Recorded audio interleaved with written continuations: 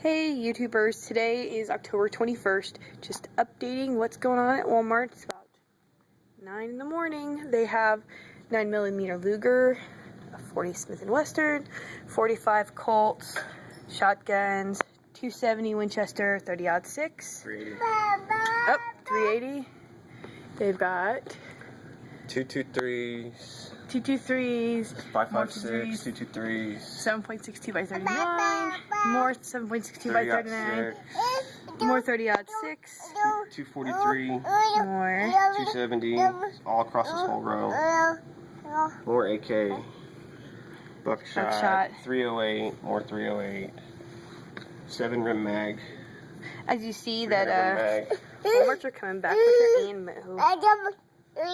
More buckshot 12 gauge over here. You've got all this down here. 12 gauge, 20 gauge. Wow, look at this. 22 subsonic. We've got, 22 LR. what else do they have? And then they have this hidden up here. Whoa. Dude, I didn't notice that, but you know what? They have a whole bunch of ammo. Actually got 22. Lots and lots of ammo, y'all. So anyways, this is what Walmart has in stock. Dude.